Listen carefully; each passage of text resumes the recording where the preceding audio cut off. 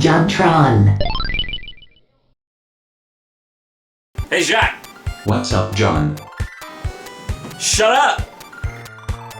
Hi. I'm gonna come over there. I'm coming. I'll come. Remember when your computer looked like this and your screen looked like this? Those wondrous and youthful days of gaming. Almost puts a tear right in my eye. Are you trying to cry? I gotta put on a good scene for the audience. I've gotta put on a good show. It's hard to imagine that there was a time not so long ago when you couldn't just bring up gameplay footage of any given game at any given time. I like to call this era the age of mystery. Nowadays, if you're having trouble beating a game, you're usually just like, fuck it. Go on GameFAQs, pick the one with the most ampersands hashtags in it. Look, they made that logo out of bells and whistles. How could they possibly be wrong? Man, back then it was a whole different story. If you didn't beat a game, that's it. Sorry, buddy, you're done for. Coupled with the fact that many of us still had our childlike minds when we played these games, the stakes were just built up so much higher.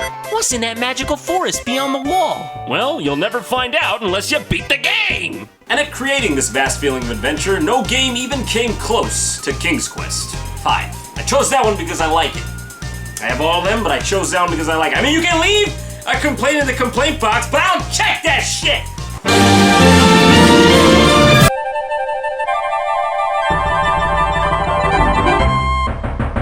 Quest 5, absence makes the heart go yonder. How dare you say that to me? So the game starts off with a wizard literally stealing a castle by using his magic. No, that is literally, word for word, how it begins. That is the beginning of the game. Well, the king of said castle appears to be blissfully unaware of the event, seeing as he's just, picking flowers, moseying along, just taking his time, just taking his sweet time. Can you please, I have a place to be? So after about 3 or 4 centuries of sauntering, our hero meets face to face with the unfortunate news. He's like, what? What has happened? I do not know, fine sir. Oh, I know what happened to your castle. I saw it all. Yes, I did. You did? Well then, what happened? Yeah. What? So Hoots here explains to you that it was the work of the evil wizard Mordak that caused King Graham's castle to vanish. Oh, that's King Graham, by the way. And that you should go back with him to the land of the MacGuffins. Now that all sounds good and fine, except...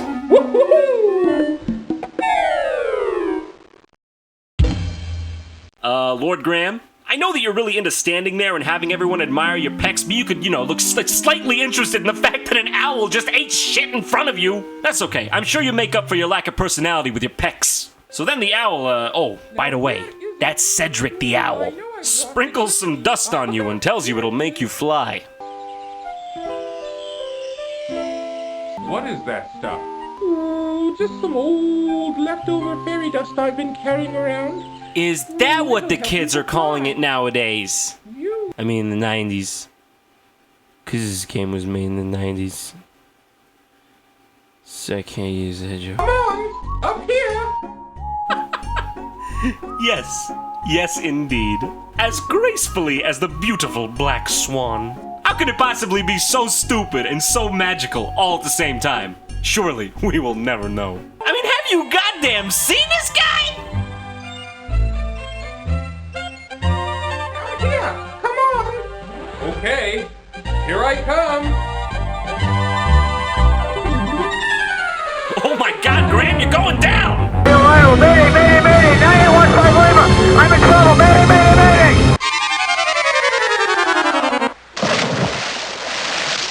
Ooh, looks like the fairy dust just wore off. Oh yeah! It's real funny, ain't it? Ha ha ha! I almost just died, you piece of shit! Fucking owl, you suck! We then meet a wizard named... I don't even give a fuck. He takes you into his shack and presumably does horrible things to you. What is that? That's an old piece of magical white snake. That's an old piece of magical white snake. Magical white snake. Magical white snake. White snake. White snake. Here I go again on my own. I think I see a theme here. I really think I do. Let me just go ahead and use my patented Tron Bunk kit real quick to sort this out.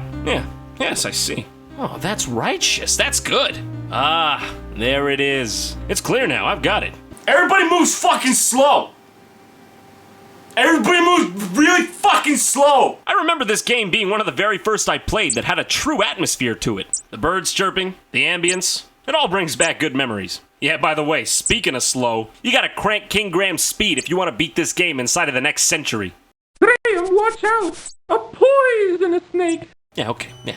Let's talk about this. I'm gonna need you to never speak again, please. Is that, yeah, are we clear? Are we clear on that? I don't need a owl telling me what to do anyway. Oh, the owl was right. This game's just got so much polish. Every clickable key point has full narration to it, and I think, just between you and me, that it might be Wilford Brimley. Cedric is too busy looking around and doesn't seem to be paying any attention to Graham at the moment.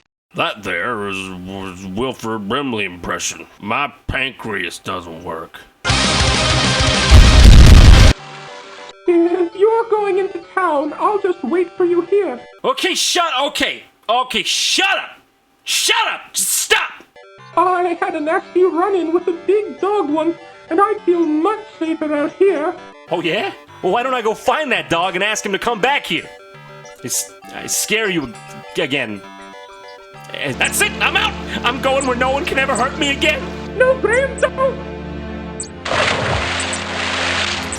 I have to admit, these are some of the funniest parts in the entire game. Just the multitudinous ways in which our hero can, how you say, bite the dust. My god, he's a walking danger zone! Too bad. It looks like the eyes have it.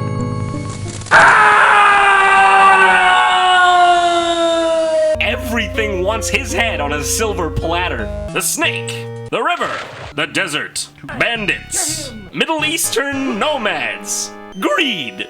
Greed itself wants King Graham. Cheer up, Graham. At least you can practice your game of tiddlywinks. Hey, fuck you, man. Hilariously enough, even as morbid as some of these deaths are, the narrator finds it in himself to recite you a pun about each one of them. Dying for a drink, Graham? Whoa. He who speaks with forked tongue should never be trusted. Blatant racism. Never trust a bad guy, Graham. Oh, now that's some insight. You got a gift. You're a funny man, narrator. Look, I don't even care. Let's go see what a bear has to say. Oh, okay. Look, there's no beating around the bush here. That bear just straight up decked me in the face. Just look at his stance. He's got the eyes of Muhammad Ali and the butt of B. Arthur. I don't really know where to go in this game. I remember when I was a kid, it was just like, oh, hey, look, I found the fish. Do you want the fish? Do you want the fish? Just one silver coin each, but take your time. Well, maybe if you weren't so picky all the time, you could sell a goddamn pie once in a while. I'm taking my business to the shoe place who's out of shoes. But we don't have any shoes to sell you right now. I'm sorry, is it Christmas in here? I can't tell. I don't know what the fuck to do. Okay, look at me. Do I look like somebody who would know what the fuck to do? I just want to remind you, you're looking at the same guy who gave up on level 2 of Monster Bash. Phew! This is a hard work. I think you all know what time it is.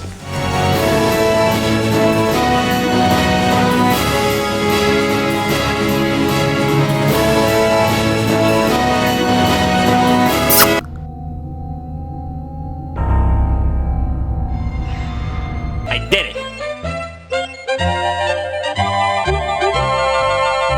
Look at my pecs, I'm King Graham. Do I look like I give a fuck? Subsequently, as an addendum to that thought, do I look at all like a king? No, not really, no. More like a mailman. King's Quest 5, 2-day shipping's extra. Hey, did you know that I have a Facebook? And I put things on it? When you fucking click like, click. Special thanks to Rubber Ross, Plasma 3 Music, and Hugo JonTron. And also a very special thanks to Jeff Fabre of Space Hamster Games. So hey, if you enjoyed this video, a quick like and a share couldn't hurt, could it? Also, don't forget to check out Did You Know Gaming, that is some good shit.